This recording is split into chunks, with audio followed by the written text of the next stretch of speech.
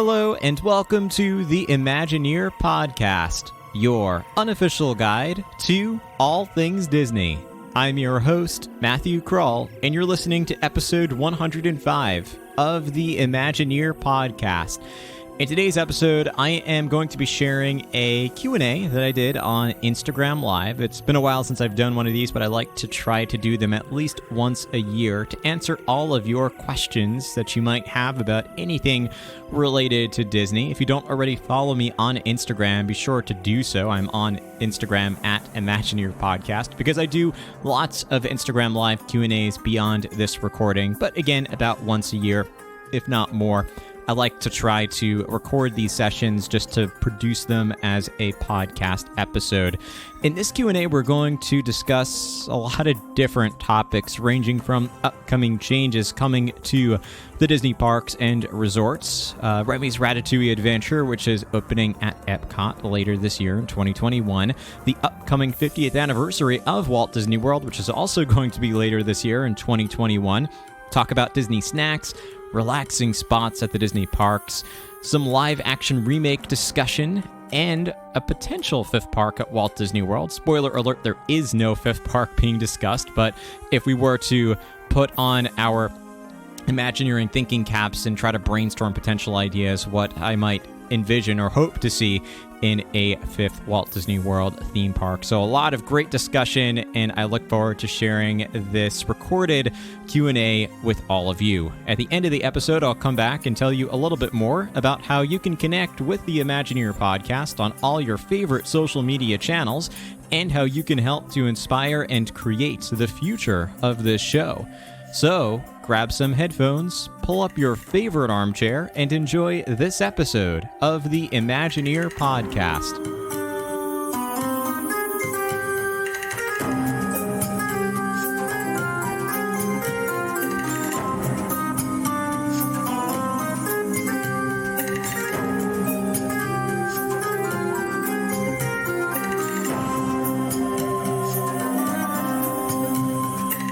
Hello, everybody. Hope you're having an amazing day so far, wherever you are. And as I mentioned earlier in my story, we're going to be doing a bit of a Q&A today to talk about all things Disney. For those of you watching on Instagram Live, you'll notice that I have my handy-dandy podcast mic next to me. That's because today's Q&A is actually going to be recorded. Hello, Brenna. How are you? So good to see all of you. Hope you're having an amazing day wherever you are, as I mentioned. And like I said, we're going to address any questions you have about Disney, about the podcast, about anything else in this world of Disney.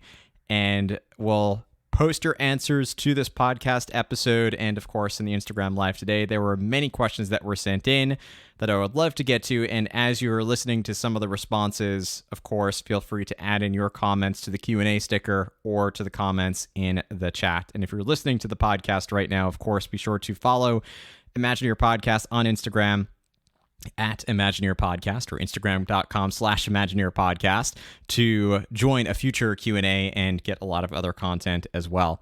So let's go into some of the questions that are submitted right now from the comments. And I want to start with Cooking with Benito, who asks, what is my favorite Disneyland ride?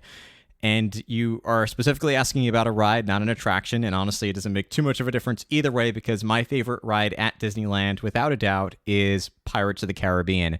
It's probably the most classic attraction at Disneyland. It is one of Walt's final attractions that he helped to develop.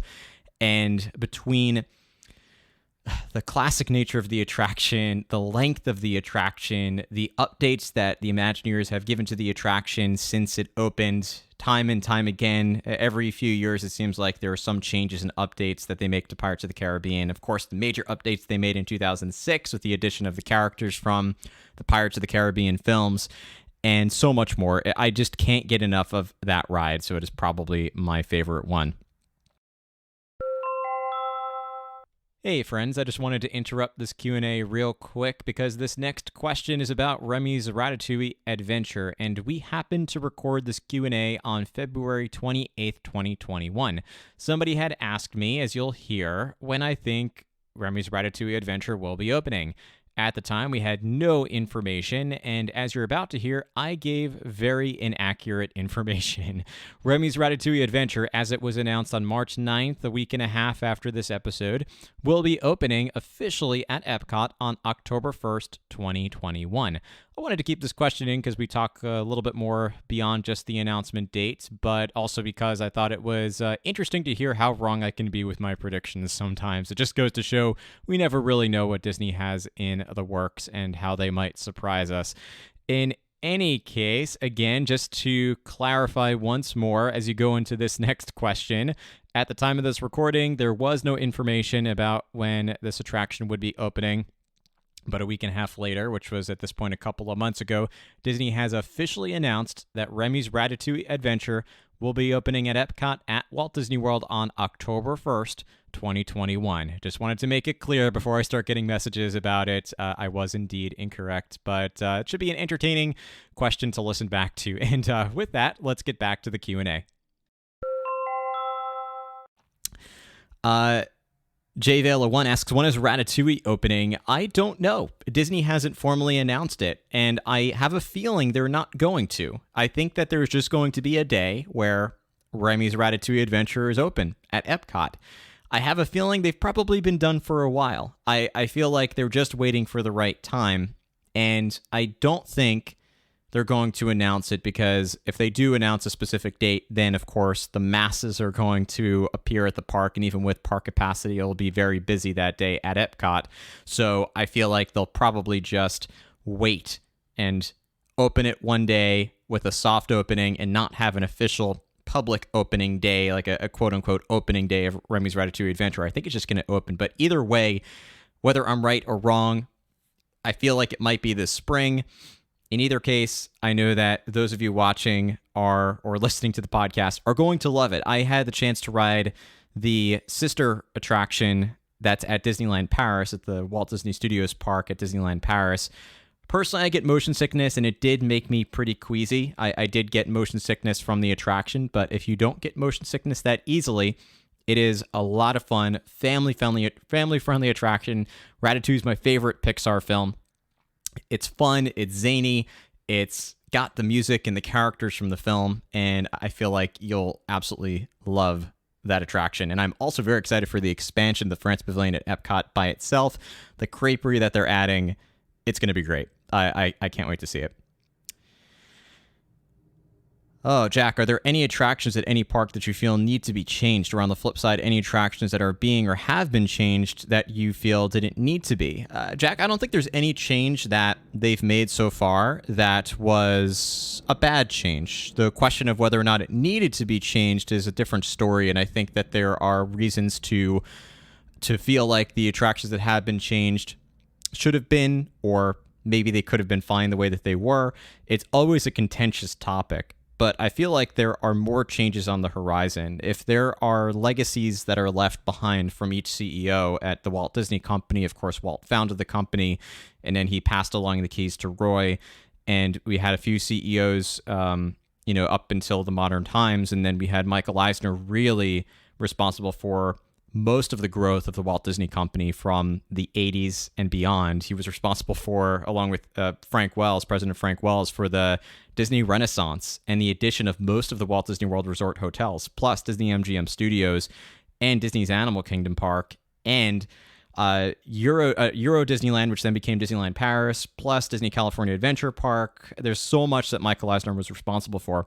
And then Bob Iger championed the growth of technology and acquisitions by helping Disney to acquire Lucasfilm, Pixar, Marvel, and I think he helped to diversify Disney enough to give them a real sense of financial stability. And then if you look at the leaving legacy that Bob Iger had, it was with the addition of Disney Plus, which I think is one of the most significant impacts he left behind for the Walt Disney Company. And I say Bob Iger, it's not just Bob Iger and it's not just Michael Eisner. They have teams of people who help them to develop these, and they're the captains of the ship. So they're the ones that we assign some of the credit to, and they're the ones that are making the final decisions. But ultimately, of course, is a team of people. And I think that Bob Chapek's role as CEO, he's going to have a dual role. And one of those is going to be recovering these stormy seas that Disney is and the world is going through with the pandemic. And I think he has so far done a great job of keeping Disney afloat. I think the stock price by itself shows a lot of confidence in Bob Chapek as a CEO and everything that he's done. A stock price is a pretty good indication of the financial stability and the future of a company. And the fact that the Disney stock price has actually increased during a pandemic, when if you look at most other travel companies, they're doing poorly. But Disney stock price has increased because, of course, they're diversified in multiple areas.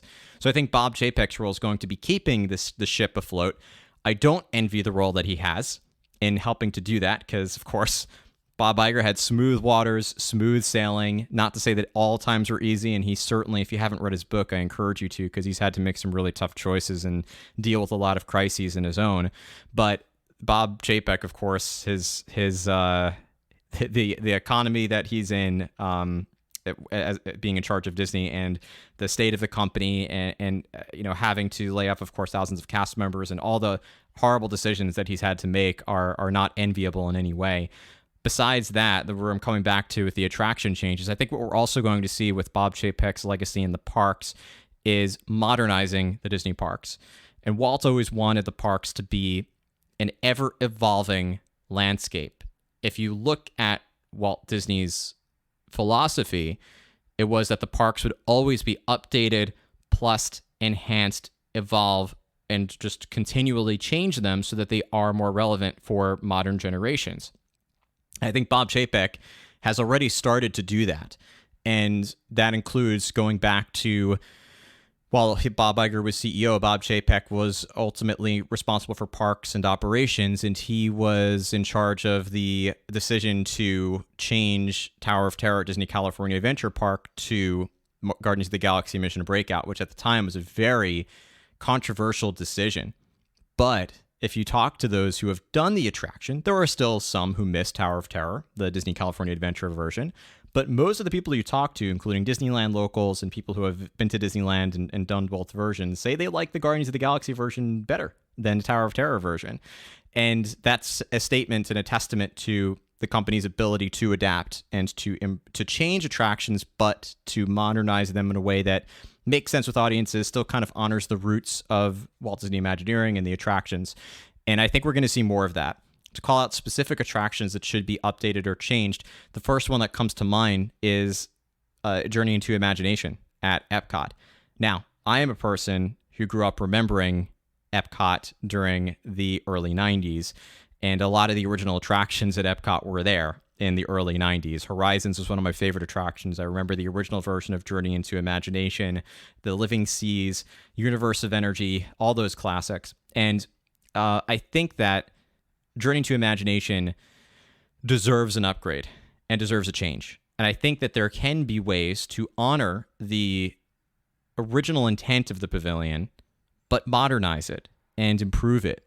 And certainly there are existing content out there that would fit well with the Imagination Pavilion. If you think about Phineas and Ferb, for instance, I think that would be a really smart fit with the Imagination Pavilion. And there are other ways, other content, or even just original content that can be mixed with the Imagination Pavilion as well. So that would be the top of my list for the one that I would change or I would update, and I'm hoping that they will. And one other point about change at the parks is it's not only an honor to Walt, but it's also an honor to the attraction. And I think a lot of people miss that. They think that to honor attraction is to keep it forever the way that it is. And to me, that's not really the case. There are some attractions that will stand the test of time. I think Haunted Mansion is a good example of one that will probably continue to stay mostly in its same form, But even the Haunted Mansion, one of the most classic attractions of all time. Space Mountain, another great example of a classic attraction.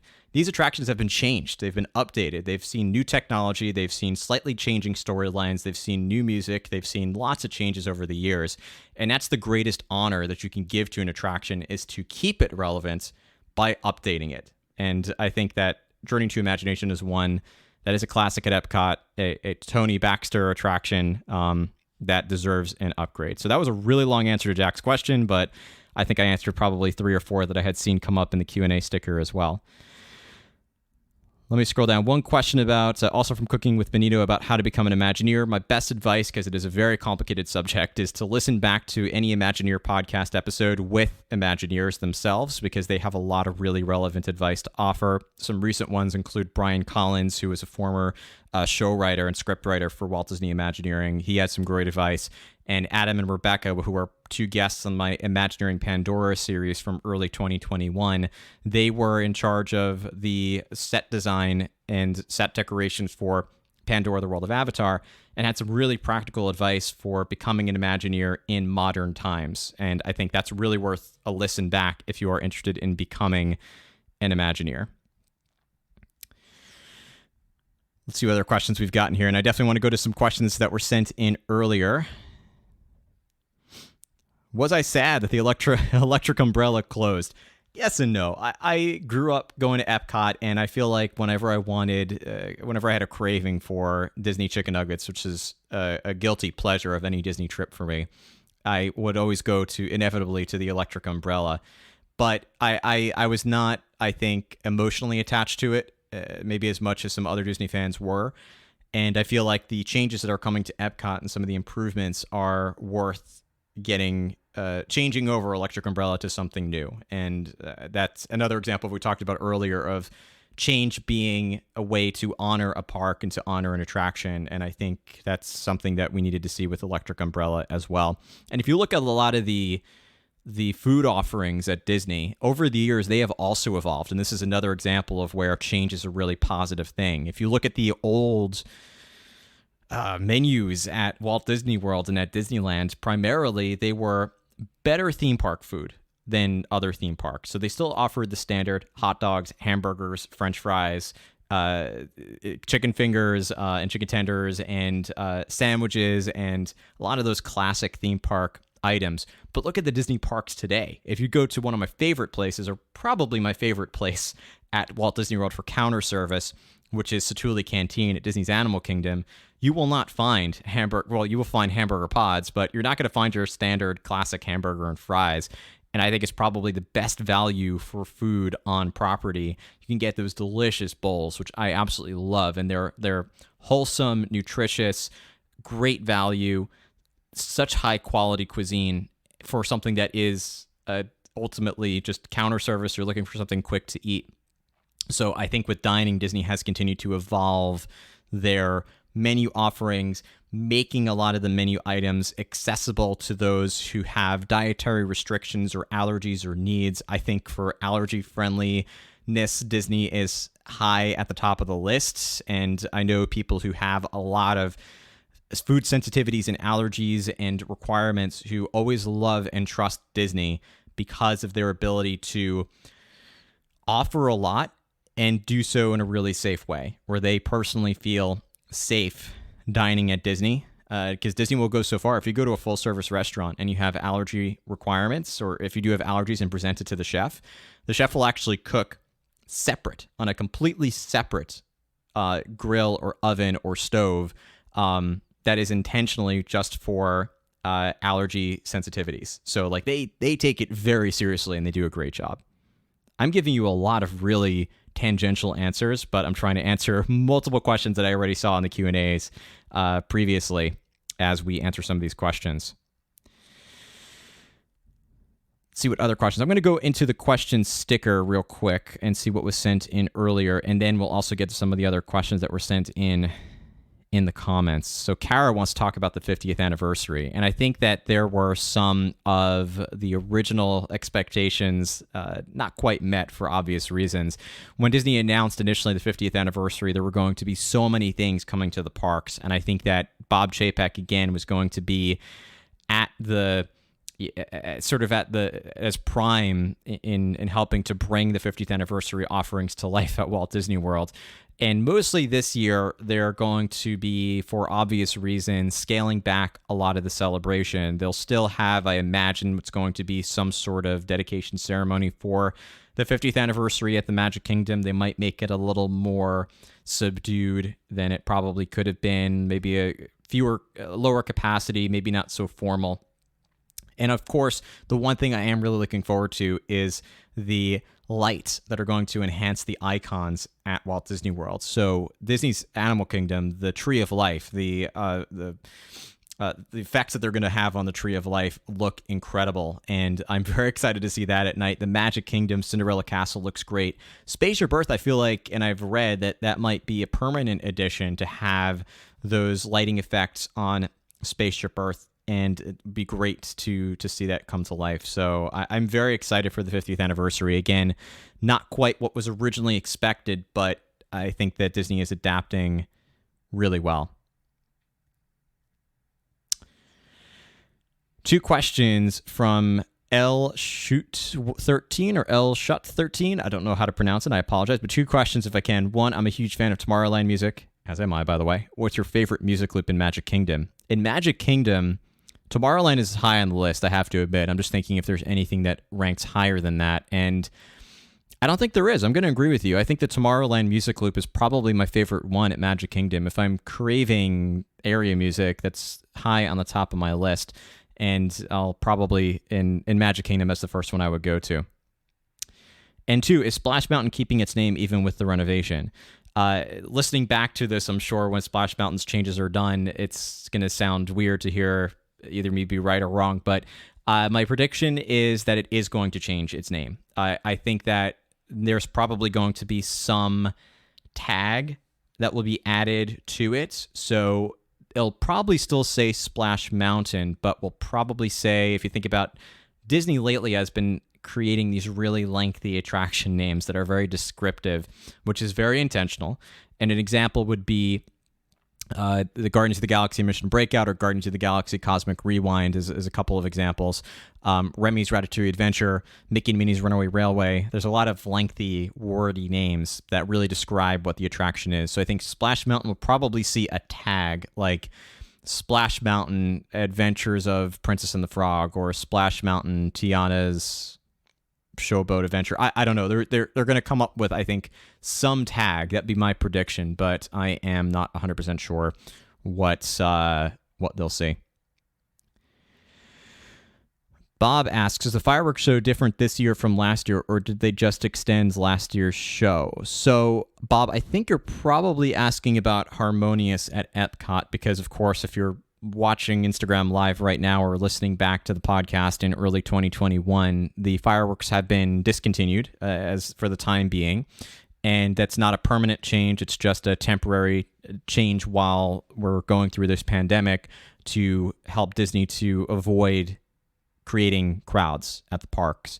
I think Harmonious, if that's what you're asking about, though, is not the same as Epcot Forever, which was intended to be a temporary show and truly was pretty short-lived. It only lasted from October 1st of 2019 until when the parks closed in March of 2020. So we're talking about not even 6 months that Epcot Forever was available, and then they went straight to making the changes for Harmonious. I personally loved Epcot Forever. I thought it was very nostalgic and offered a lot of the callbacks to some of our favorite Epcot attractions. Harmonious, as someone who, again, I have a lot of nostalgia for Disney, but I also have a lot of practicality and realism and look forward to changes at Disney at the same time.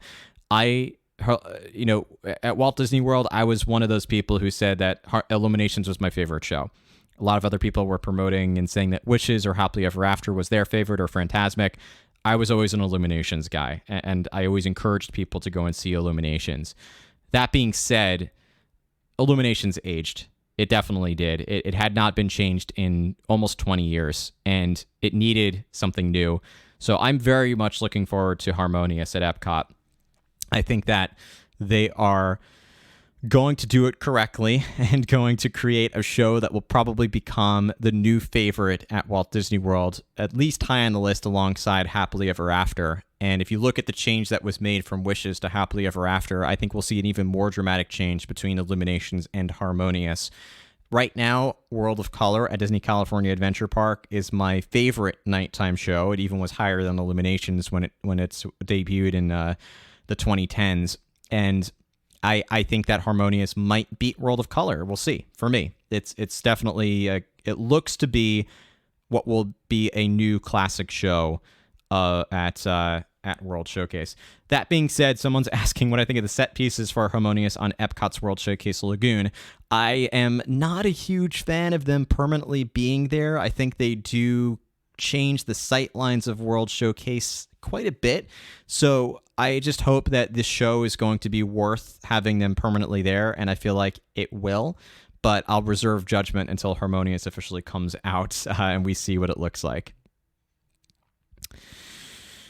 What else? I just saw a question pop up about what do I think they can add to spice up Animal Kingdom a bit. In my opinion, I feel like there's just something missing. I don't think there's anything missing from Animal Kingdom. They have spiced it up quite a bit. If you look at what Animal Kingdom used to look like, it was already a great park, but they really spruced it up. It used to be one of the half-day parks at Walt Disney World, and it closed at sunset most days. And then in 2016, they created those nighttime experiences to make way for Pandora, the World of Avatar, where they felt that there was going to be increased attendance. And honestly, there has been despite the pandemic, or separate from the pandemic, because of Pandora, the World of Avatar. That in itself, I think, really spruced up Animal Kingdom, in addition to Rivers of Light.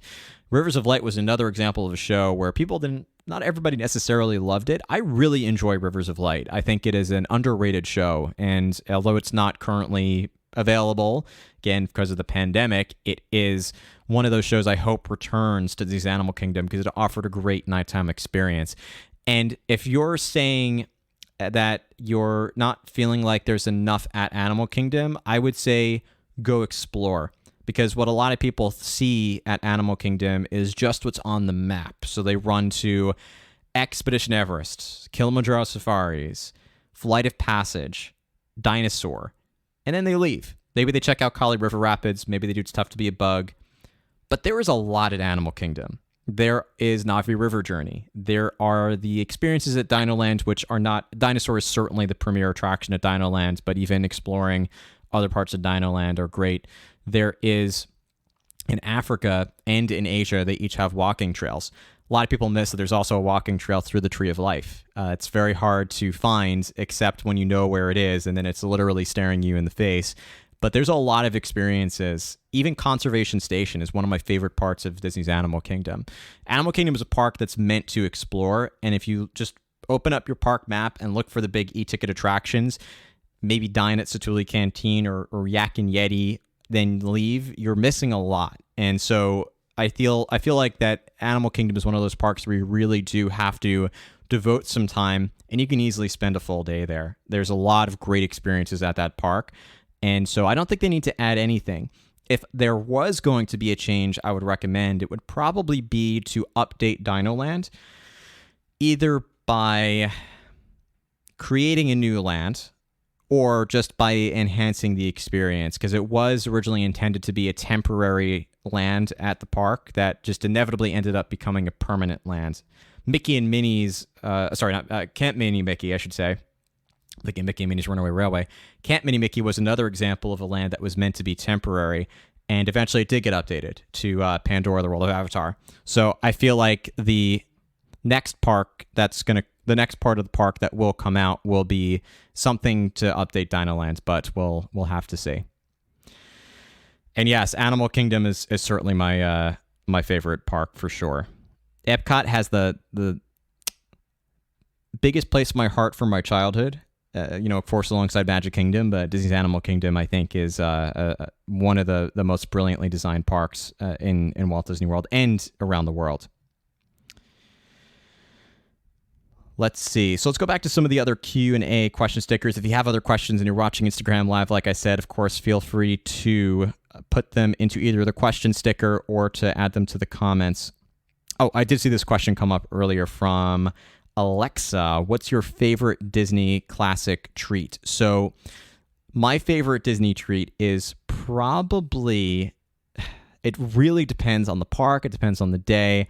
I, for some reason, am a sucker for the chocolate chip cookies at Disney, especially if you get one of those giant Mickey-shaped chocolate chip cookies on Main Street, or you head to the Boardwalk Bakery and get one. It's such a simple treat, but it's, for some reason, something I love. If I'm at Disney Springs, there's a lot that's available there as well. I'm really curious to check out Everglades. I have yet to get there, but I'm very excited to check that place out. And Gideon's Bakehouse, their cookies are phenomenal. Ghirardelli, going to get their ice cream or a shake is high on my list. There are a lot of really great options at the parks. Mickey Premium Bar is classic. And then if I'm at Animal Kingdom, I'm probably heading to Satuli Canteen, as I've mentioned 3 times already in this Q&A, and getting one of those blueberry cheesecake mousse desserts. Very high on my list. And if I'm outside the parks, getting zebra domes from Disney's Animal Kingdom Lodge is another fantastic delicacy that I really enjoy. Popcorn is great as well, and I know people love, and I didn't mention Dole Whip. I know people love Dole Whips and churros and popcorn. For me, I like Dole Whips. I don't love Dole Whips. Churros and popcorn, I enjoy those as well, but I also find I could get popcorn and churros outside of Disney too. I know there's something very special about popcorn and churros in Disney, but I tend to go for the more unique treats that you can get at Disney. So, question about what I'm most excited for when the Epcot Overhaul is fully open. There's a couple of things there's a lot of things I'm very excited for at Epcot. I think one of them is going to be the Dreamer statue at Epcot, which is going to be Walt Disney sort of sitting on what appears to be steps or a bench of some kind. Not a bench. He's sitting on steps overlooking Epcot. Now, the partner statue is special at Magic Kingdom and at Disneyland. It is a classic statue. It's been around since, if I remember correctly, I'm probably getting my dates wrong, I think it was the early 90s that the partner statues were added to both parks. It could be the mid-80s. I have to go back and double check my dates. I don't always remember my dates top of my head, but the partner statues have been around for 30, 40 years. And those were designed by Blaine Gibson, who was one of the original Imagineers. He was a sculptor for a lot of the animatronic figures that we see around the parks, Pirates of the Caribbean and Haunted Mansion, Hall of Presidents, a lot of the other real classics. And to see Walt holding Mickey's hand in Magic Kingdom is very special. But I feel like I'm going to get more emotional with the Dreamer statue at Epcot. And part of that is because instead of seeing Walt standing, we're going to see him sitting, which is a very different dynamic and more of a posed, relaxed stance. And I also think because Epcot was his final dream that he never got to see come to life, to see him sitting in the park that he ultimately ended up dreaming of last and smiling and looking at all the fun that families are having, that to me I think is going to be the most emotional addition to Epcot and one that I will always enjoy seeing whenever I go to the park. From attractions, I would say Guardians of the Galaxy Cosmic Rewind, except I feel like I'm going to really struggle with that one from a motion sickness perspective. So I mean, I have to say I will enjoy watching the POVs and reactions from other guests riding Guardians of the Galaxy Cosmic Rewind. And I am personally looking forward to Harmonious is probably really high on my list. And, you know, there was another one that just completely escaped my mind that was in my memory as I was talking about Walt, and it's escaped my memory now. I'm excited for the Moana interactive exhibit. I hope they resurface the Mary Poppins attraction at United Kingdom, since that was the announcement that they made at D23 in 2019. And there's just going to be a lot of great stuff at that park. So I'm very excited for the future of Epcot. I think that Epcot's going to be in the best shape of its life since opening day.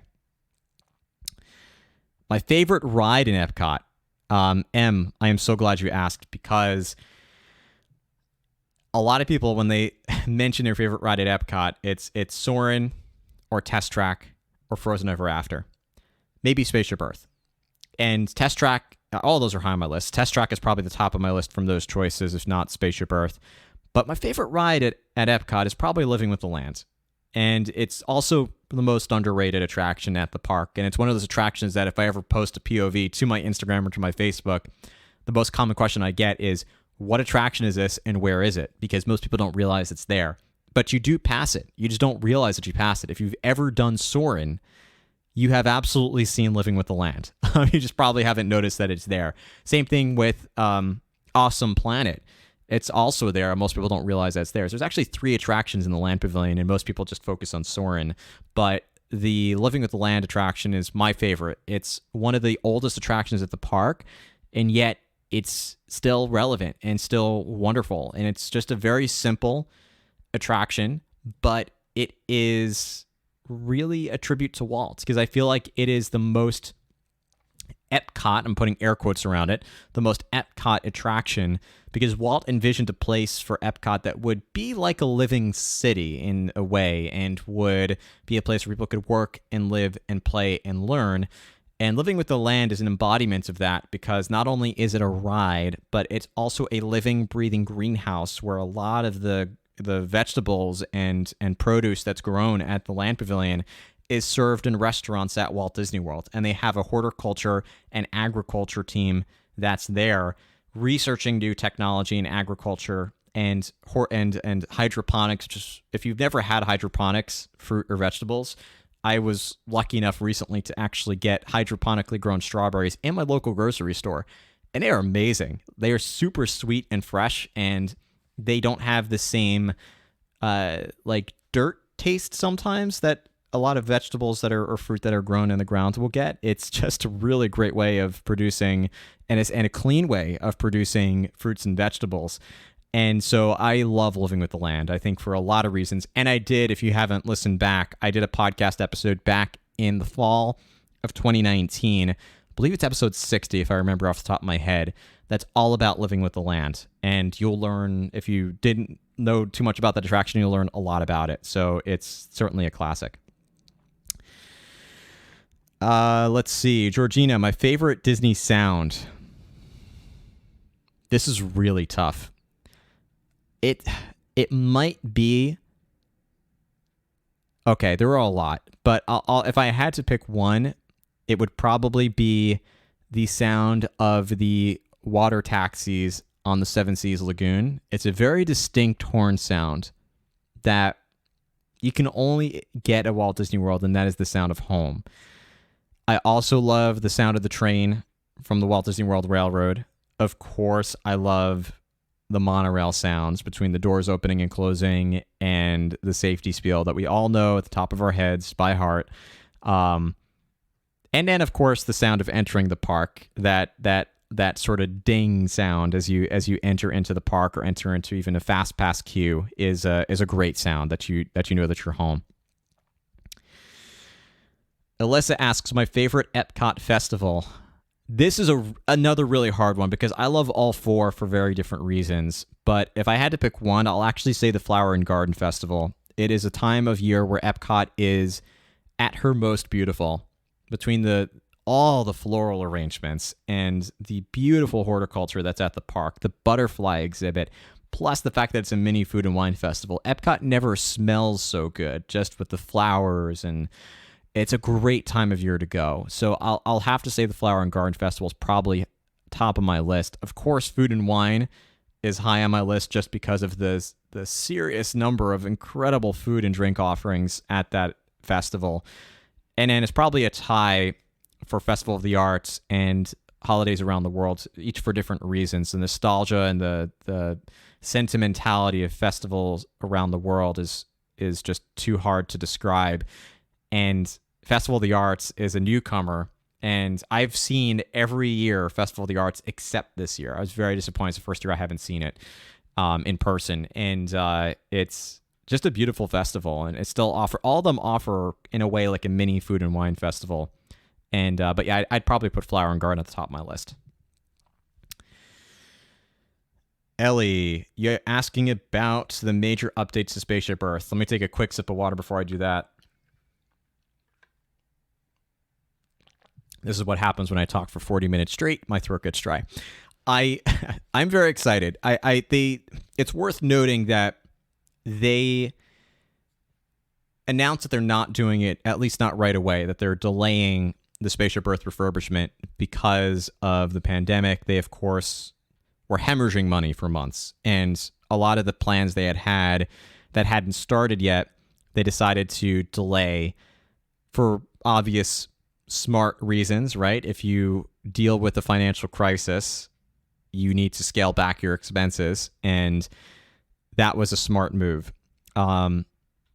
That being said, I think what a lot of people miss, and if this has not been a theme of this episode, I'll tell you, it seems like it's one of the top themes of this particular Instagram Live, and that is the idea of change being not only, I think, positive, but also common, and a lot more common than people realize.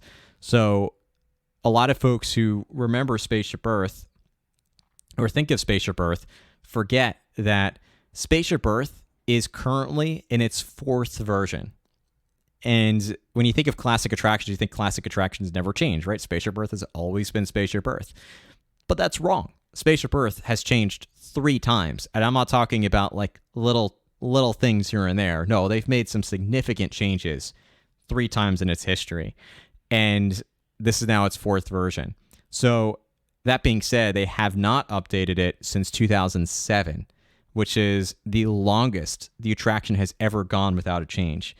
And it needs it. It certainly deserves to get another improvement. If it wants to stay the park icon, it has to stay relevant, and it has to stay fresh and new and updated. So I'm very excited for the refurbishment, because they're not planning, if they do plan to continue it the way that they had set out, they're not going to simply change everything, but they are going to spruce it up. A lot of the scenes that we love, from the cavemen scene up through the turn of the 20th century, are going to stay the same. So there will still be the Greeks and the Romans and the Egyptians and the beloved Phoenicians and the Renaissance, the Industrial Revolution. Those scenes are all still going to stay the same, but they're going to update them with new, fresher technology, which is very refreshing and great to do to an attraction. And then they're also going to update the end, and the end is what has changed the most over time. And if you don't believe me, go and find on YouTube, go search online, go to YouTube, and look for Spaceship Earth, the Jeremy Irons version, which is from 1994 to 2006. And that attraction, that version of Spaceship Earth looked quite different than what is currently at Epcot. So I'm very excited for the changes, if I didn't say it enough, but they did delay it, so it's not happening anytime soon.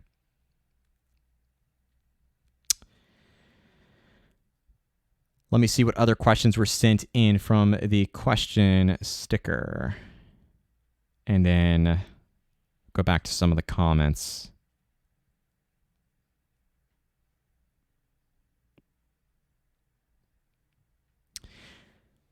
Favorite relaxing spots at Disney parks? This is a great question. So there's a lot. I think the number one place I love to relax at the parks is technically not at the parks, but at the resorts. The resorts, of course, have a lot to offer. And if you're taking a vacation to Disney, a lot of times we don't treat it like a vacation, but we treat it like a marathon. It's all about the parks. It's all about the rides. It's all about getting from one thing to the next and checking off everything in your to-do list. And you do it so quickly and with such ferocity that you miss the vacation. You miss a lot of the moments that are in between the checklist. And the resorts are one great way to sit back and relax and just enjoy your vacation. And the resorts themselves also have a lot to offer. And I think that no matter which Walt Disney World resort property you stay in, you're going to have a great experience at your resort. Of course, the deluxe resorts offer the most in terms of amenities and offerings, but even the moderate resorts have a lot to offer, and the value resorts also have a lot to offer. And so taking some time during your day, even to leave the parks and spend the afternoons at the hotel can be really a great way to relax and unwind. At the parks, if you find a location beyond an e-ticket attraction, those are my favorite places to relax.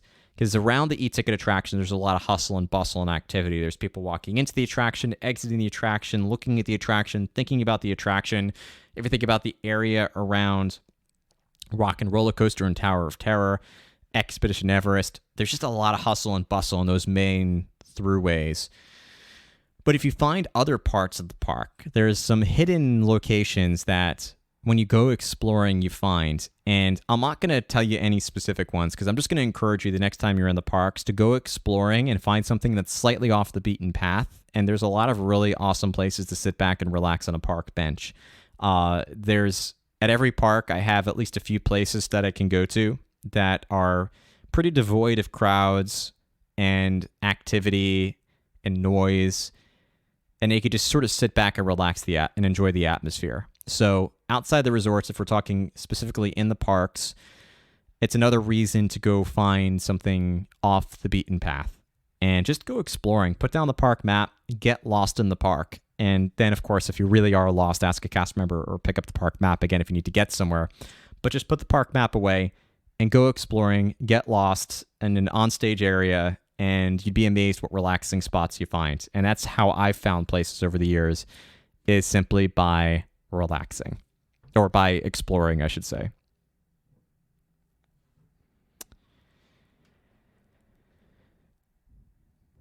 Lots of thanks, including from cast members. My pleasure, Gabe. It's always nice to meet fellow former or current cast members as a former cast member myself. This is a good question I've been asked in a while. What pushed you to start Imagine Your Podcast? So I think I'm a person who always needs a creative outlet. That's probably the main incentive that I had.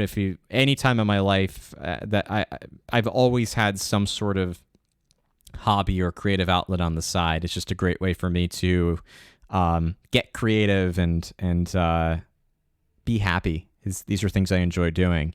So I'd always thought about starting a podcast. Of course, the topic that I know the most about is Disney. And in 2017, I just decided, you know what? I've been talking about this for so long. Let's just do it.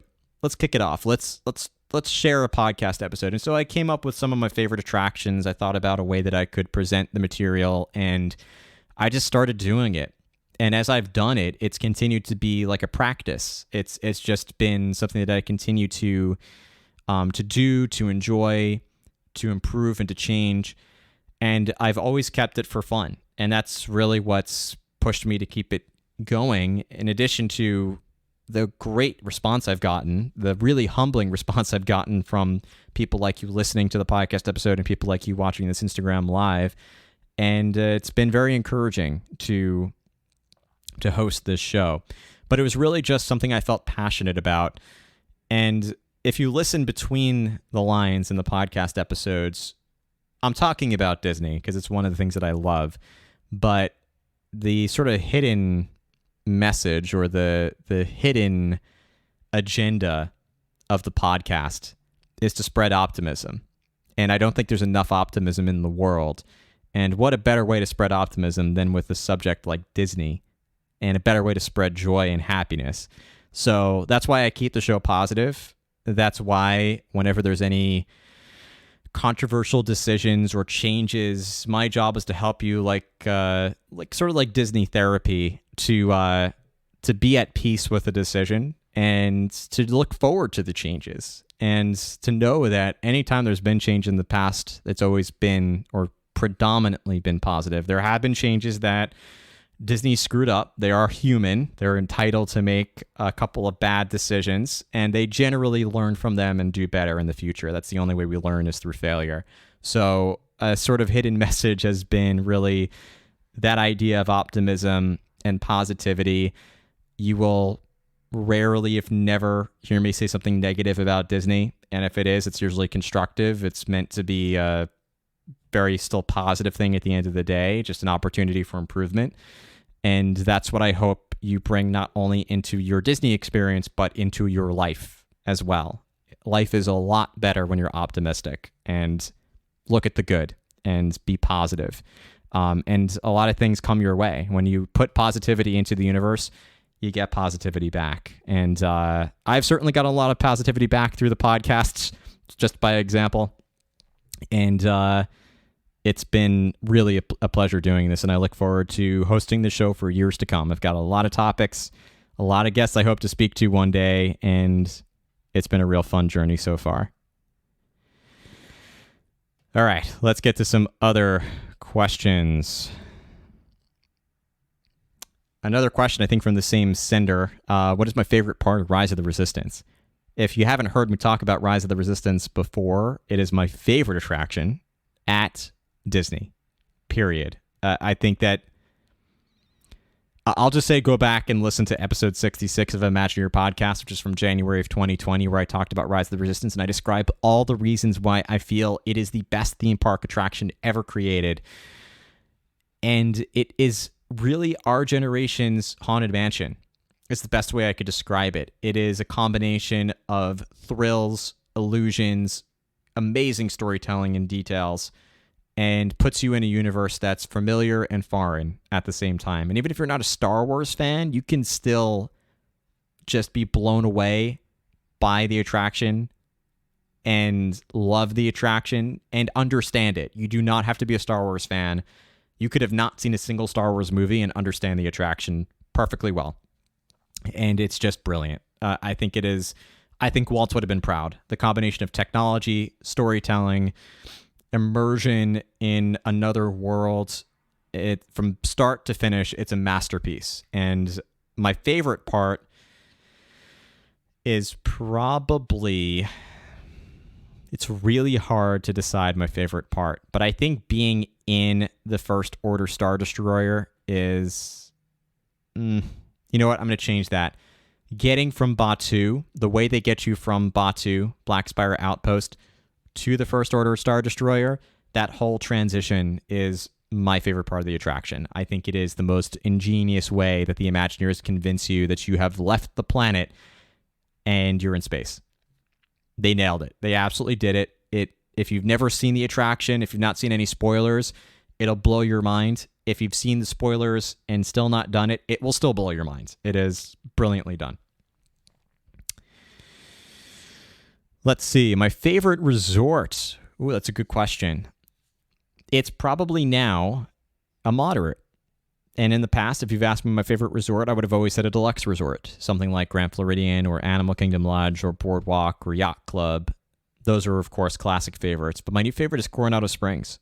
Ever since they added Gran Destino Tower and refurbished the hotel, it's become my favorite resort on property. I think it's the best value that you can get at a resort. It's sort of like a moderate premium resort. And Gran Destino Tower is gorgeous. I think the restaurant offerings, the rooms, the sprawl of the resort, and all the amenities, the pools, just everything is fantastic. I love Coronado Springs. That's probably my new favorite resort on property. And it's an old resort, but since they refurbished it and added Gran Destino Tower, it's just the best. I can't get enough of that hotel.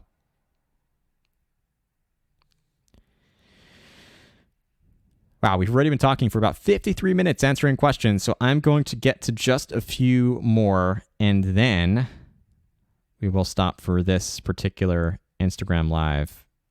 Oh, goodness. All right, someone brought it up. What is my favorite Disney princess?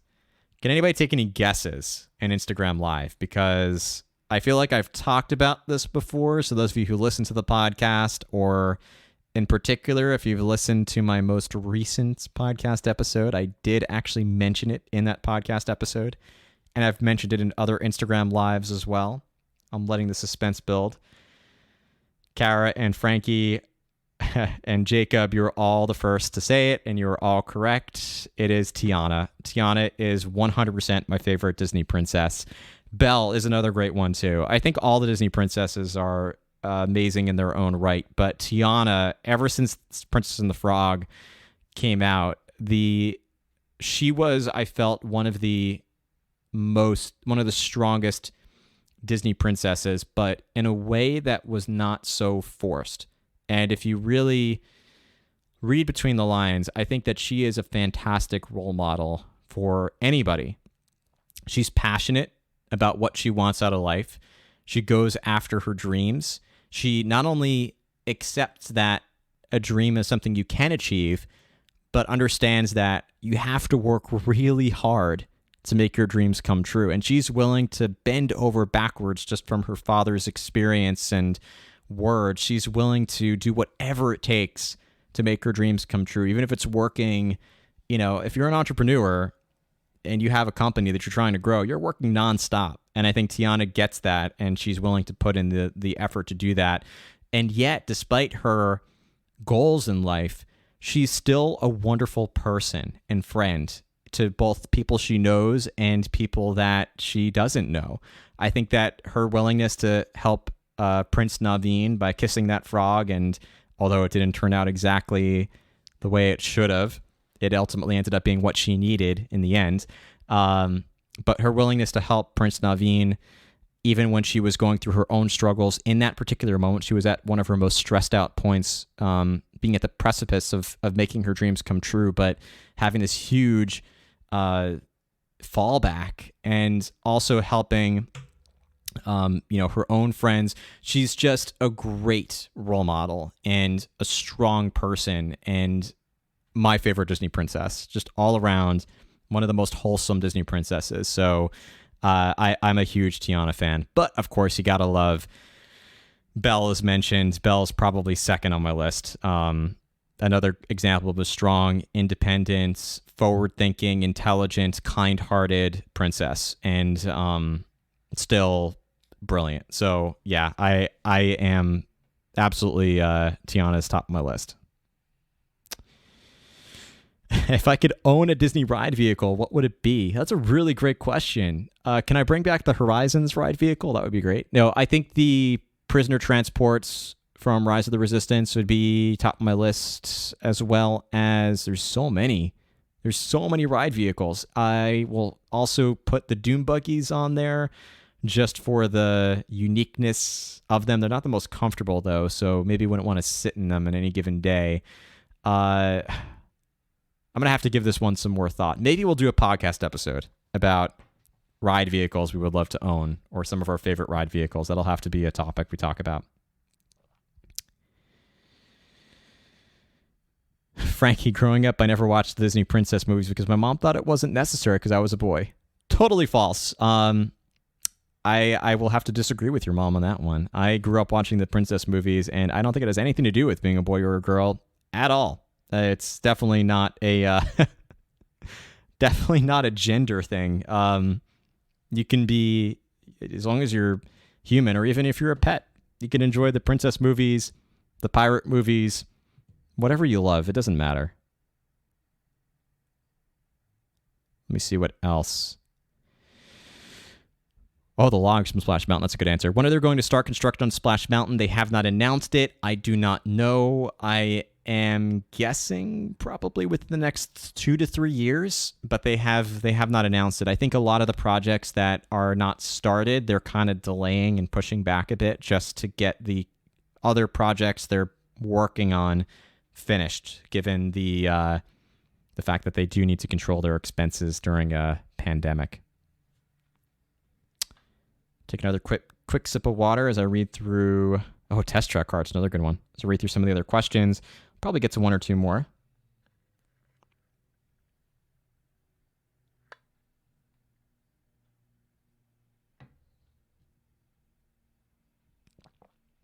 Christina, I'm glad you asked this question. How do I feel about the live action films? So I'm guessing you're talking about the live action remakes of our animated classics, some of our favorite animated classics. I think there's a little reason to not like them. For me, it's always been this weird feeling that people have that they are actually like outright mad that Disney's remaking films into live action. For me, if it's an offering, you can either go and enjoy it or don't. And it's fine either way. I think that Disney's smart by remaking some of the live actions because it helps us to relive our nostalgia. It gives it a fresh spin. I think a lot of the live action remakes, like Cinderella was set the bar very high. If you watch the live action Cinderella remake, it was one of the best live action remakes, period. Jungle Book with Jon Favreau is another great example. Lion King. I am a Lion King fan. It is, whenever you ask me, it is my favorite Disney animated movie. Lion King is always the answer I give for my favorite Disney animated movie. I saw the live action remake. What, did I like it more than the animated one? No, but I still really enjoyed it. And I think that's the thing, is that you don't have to choose one or the other. You can have both, and you can appreciate and enjoy them for different reasons. And the one thing I do love more about the live action Lion King is the score. And a lot of people say, Matt, you like the remake of a lot of those favorite songs, like I Just Can't Wait to Be King and Be Prepared. That's not what I said. Not the soundtrack. The score. The score by Hans Zimmer was better than the original. And I'm not just saying that because I love Hans Zimmer, but Hans Zimmer admits that the score he made for the live action remake was better than the original because he had a larger budget to work with, and of course decades more of experience under his belt. So that's one of those ways that I think that they improved upon the original, was the score. There's always something to appreciate about the movies. And you can watch a film, and this goes for anything. You can watch a film and not like it. That's fine. But know that it's a personal thing. It's subjective. You might not like it, but it could be somebody else's favorite. And that's why another question a lot of people ask me that I never answer is my least favorite attraction. Honestly, it doesn't matter, because even though it's maybe my least favorite, it's somebody else's favorite, and there's no reason to put it down. Somebody else gets joy out of it, and who am I to put down something that gives someone joy? So it's the same thing with live action remakes. There are people out there who the live action Lion King is their favorite movie. You know that there are people out there who that's their favorite movie, or the live action Aladdin, or yes, even the live action Mulan. There are people who that is their favorite movie. Who am I to put that down? It's something that brings you joy, so that's great. And the more the merrier. The more content we have, the better, because it just gives us more choices and more things to talk about and debate and love, but I will only ever give it with a positive spin. I will not put down films, nor will I put down attractions. So the live action films, at the very least, they offer something new and fresh that give people entertainment and happiness and joy, and help them to relive some of the feelings they had watching their favorite animated movies for the first time in a way that feels new, as if it's the first time they're watching it again. And if you don't like it, that's fine. Don't watch it again. But I tend to really enjoy and appreciate, at the very least, I am entertained by every Disney movie I see. It's not really been a Disney movie where I have felt like it was a waste of time. It hasn't happened to me ever. What mic do I use for my podcast? It is an Audio-Technica. This is a new mic I got in October, and it is my favorite mic so far. It is really high quality audio. What you're listening to on Instagram Live right now is my AirPods. I'm recording using the Audio-Technica for the podcast itself. So those of you listening to the podcast are getting the better quality audio. So if you're watching Instagram Live, definitely subscribe to the podcast, and you'll get to listen back to this whole discussion with the Audio-Technica. And it is certainly a high quality audio equipment. It's not the top of the line broadcast quality, but it's, for podcast quality, pretty strong. All right, let's get to one more question, because we've been talking for over an hour and my voice is starting to get a little hoarse at this point. I got to make sure it's a good one. Let's see. A lot of different topics to get through. Ooh, this is a good one. Do I think... This will comes from Rocket Reese. Do I think we will ever get a fifth park at Walt Disney World? Probably not. It would be great. I love sort of playing Sandbox and Blue Sky Imagineer and just thinking about all the possibilities. But as far as the next 20 years, I don't think we'll see a fifth theme park at Walt Disney World. I think we're more likely to see another Disneyland somewhere in the world. My guess, it's always dangerous to speculate, so I'm going to make this very clear. I have no reason to think this other than my own personal thoughts. I think the Middle East will be the next to get a Disneyland. And part of the reason I feel that way is because there are certainly a lot of countries in the Middle East that are booming and their economies are growing. They're a different part of the world that not everybody can easily get to a Disneyland from the Middle East. There's a huge population there. And I think that would probably be the next place we would see a Disneyland park open. That's, again, highly speculative, and I could be totally wrong, but I feel like that might be the next place. It's kind of where China, Dubai in particular, Emily, that's exactly what I was thinking. Like kind of where China was when Hong Kong Disneyland opened is what I'm thinking Dubai is getting to. And I think that Dubai could be a location of a Disney park. I really do. I think that if Disney might be looking at it, again, I have not read anything. I have not heard anything. I have not spoken to any cast members about this behind closed doors. This is 100% just my take on it. And that's what I would guess would be a location. Interesting point from Frankie about Brazil. I don't think they'll build a Disney in Brazil because there's a lot of people from Brazil already traveling to Walt Disney World. So they would probably end up reducing the tourism to Walt Disney World just by opening Disneyland in Brazil. Could be for good, could be for better. It might help them overall, but help Elon Musk might put one on Mars. That's true. But as far as the fifth park at Walt Disney World, I don't think we're going to see it anytime soon because Disney's only going to add a fifth park if it's going to add a vacation day to everyone's vacation or the majority of people who visit Walt Disney World. And right now, not everybody even goes to all four parks on their Disney vacation. They might choose 2 or 3. And so to add a fifth, I think is going to only cannibalize the attendance at the other parks and probably won't add more visitors or add days to theme park vacations.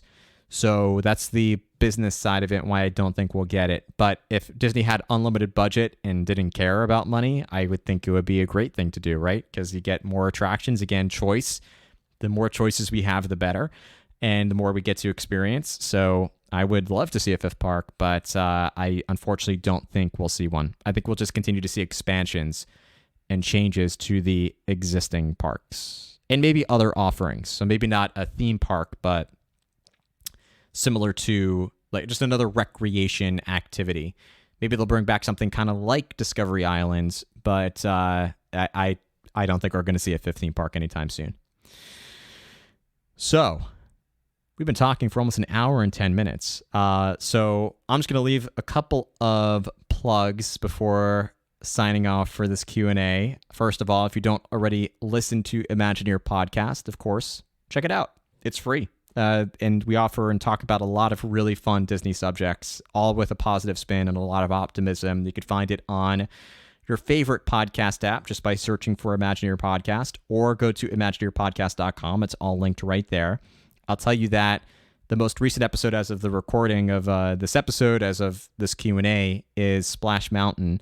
I did a whole backstory and history and all the details about Splash Mountain. It is, as of, again, the recording of this episode, the fastest downloaded episode in Imagineer podcast history for almost 4 years now. And that's all thanks to you. So if you haven't checked it out, be sure to. I've been getting a lot of really positive feedback about it. Some people have said they listened multiple times to that episode, which is always the most flattering thing that you can say to me because that really says something. But check it out. Again, it's free and available on any podcast app.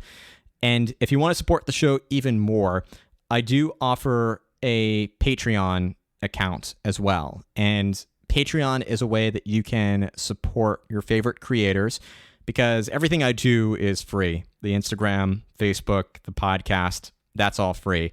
And I, of course, pay for everything out of my own pocket, all the expenses of the show, running the website, the podcast equipment, hosting the podcast. There's expenses for everything. And to help incentivize keeping the show going and financially, in addition to just the passion that I have, Patreon is a way that you can support the show financially. But I give you a lot. And literally every level of membership, no matter what level you are at, you get benefits and exclusive content just for supporting the show. And if you've seen how hard I work for free, you can only imagine how hard I work when you throw money my way. So examples of things you can get through Patreon is, Jeanette's a proud sorcerer. You've been a patron for like 3 years. I'm so incredibly grateful. And there's a lot of patrons that are watching right now. So some of the examples you can get at the most basic level, we do weekly, every Monday night, we gather as a group virtually and do a Disney Plus watch party, which has been so much fun. It was a new benefit we started back in the fall. You also get access to your private Facebook group. And we do, depending on what level of membership, and I'll tell you where to go. It's patreon.com/imagineerpodcast, or go to imagineerpodcast.com and click the support tab. That will take you straight there. And examples of other things you get include early access to every podcast episode, access to my podcast production notes for all my podcast episodes. I just started giving, for certain patrons, uncut episode, raw file episodes, so you can listen back to the full audio uncut before I edited it. And in some cases, I actually have video of some of the recordings from some of my podcast guests and interviews and episode discussions. My favorite thing that we just added, if you're a huge Disney fan like I am, one of the things that I always do just about every day of my life is listen to an area music loop. Yep, just mentioned the music loops. I just started on Valentine's Day. It was a new perk. So every single day on the Patreon feed, you have to be at the apprentice level, but I link you to a different Disney area music loop. I have 367 that are lined up through the year, one every day, all unique, never a repeat. And I actually have more that I've added to my list since then, so it will be closer to 400 by the time I'm done. Every single morning, 6 a.m. Eastern Standard Time. If you sign up for email notifications, you get an email about it. And otherwise, it just shows up in your Patreon feed. Different area music loop to help you get through the day. And there's a lot more. I won't go on and on about it, except to say that there's a lot of really great exclusive content that's available for helping to support the show. So like Lauren, like Jeanette, like a lot of the folks listening and watching and typing in here that they are patrons, definitely consider joining our Patreon group. I make it as positive and wonderful a community as possible. And again, it's Patreon, which is patreon.com/imagineerpodcast, or again, imagineerpodcast.com. Click on the support tab and I'll take you there as well, and you can learn more about it. And that's it. Otherwise, I sincerely appreciate you all. If you're listening to the podcast, if you're watching Instagram Live, for submitting your questions and for just really spending time with me today. It's been always a real pleasure. I hope you have an amazing rest of your day, and I will see you all on Instagram. Take care, everybody.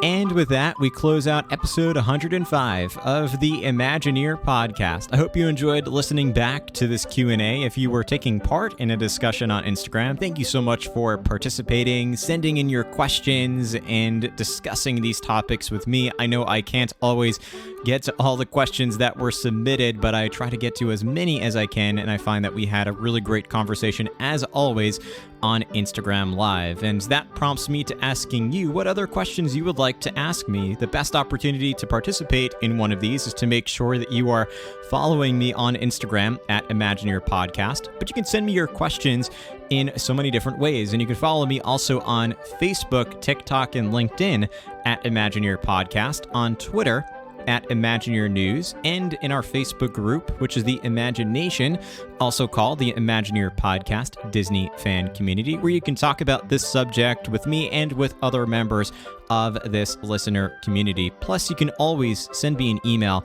which is at matt@imagineerpodcast.com. Matt is spelled with 2 T's, by the way, M-A-T-T, at imagineerpodcast.com. If you don't already subscribe to the show, make sure to hit that subscribe or follow button, whether you're listening to the show on Apple Podcasts, Spotify, Google Podcasts, Podbean, Stitcher, or any other podcast app. And that will ensure that you are the first to know when new podcast episodes become available. Often will get automatically downloaded to your device the next time you sign into that podcast platform.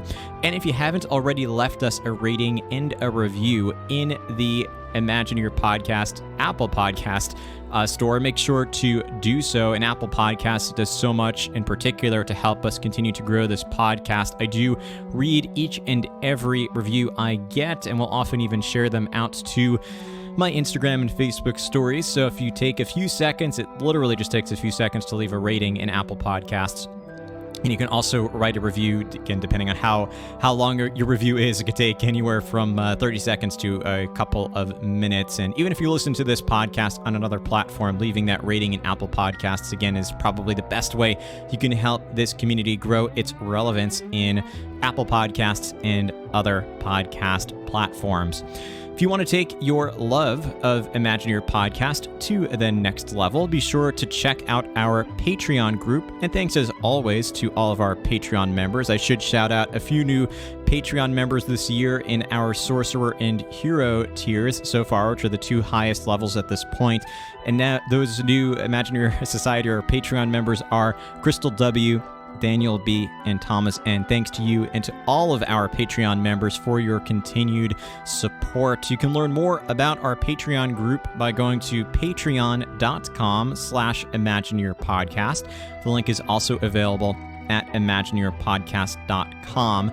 But Patreon is a way you can help to support the show financially, and in return, you get extra perks, benefits, and rewards. You can unlock literally hundreds of potential posts on Patreon by becoming a member, and that includes the backlog of all posts up until this point. Things like bonus podcast episodes, early access to all podcast episodes, access to my podcast production notes, plus beyond that, you get access to our private Facebook group. You can get access to my close friends list on Instagram, where I'll often post out bonus polls and trivia questions and lots of other extra content. It's a great community of individuals, and I am, as always, so grateful to all of our Imagineer Podcast Patreon members. I encourage you to take a look and check us out, again, over at patreon.com/Imagineer Podcast.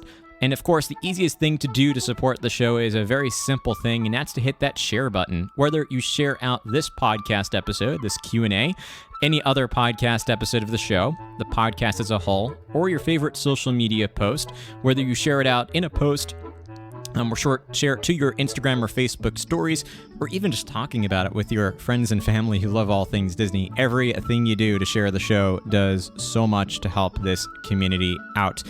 Plus, be sure to check out our partners. First, take a look at The Kingdom Insider over at thekingdominsider.com and The Kingdom Insider on all social media channels to get the latest news about all things Disney, and to learn how you can make the most of your next Disney vacation, and to even bring the magic of Disney into your own home. They have lots of great content and are usually very focused on what's happening at Disney now and what's to come in the future, which really balances out well with this podcast, which is focusing mostly on what has happened in the past, a lot of Disney history, as well as what is happening in the future, with a little bit of the future with another discussion, or to talk a little bit about what's happening in the present as well.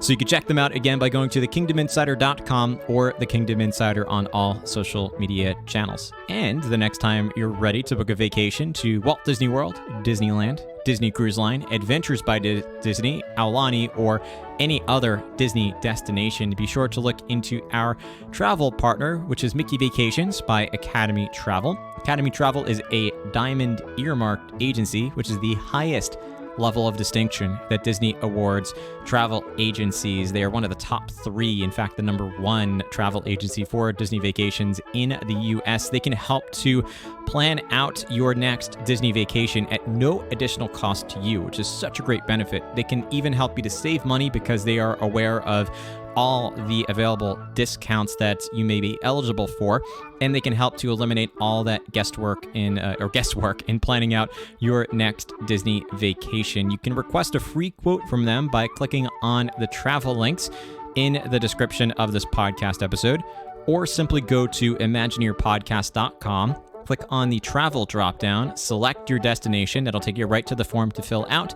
Once you fill that out, they will get back to you as soon as possible. There's no obligation if you want to stop it right there, but if at least you want a free quote, be sure to fill out that form. And again, they will get back to you as soon as possible at no obligation. But I definitely encourage you to check them out and to book with them for your next Disney trip. Last but not least, I want to encourage you, as always, to go after your hopes, dreams, goals, whatever they might be. It's incredible when you start saying yes to these opportunities, when you take that next step, that first step to go after your goals. Just take it step by step, one step at a time, and enjoy the process. So many opportunities become available to you, and you'd be amazed what you can accomplish. So remember, as always, that inspiring quote from Horizons: "If you can dream it, you can do it." Thank you so much for listening to the show, and we'll see you again in a future episode of the Imagineer Podcast.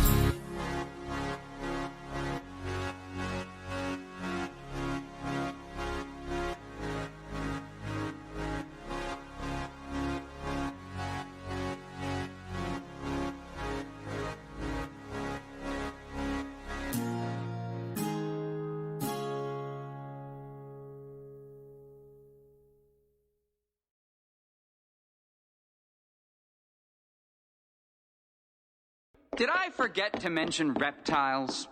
Well, they just don't seem to care that it's tough to be a bug. But you guys should, because we make your world one honey of a place. We're pollinators!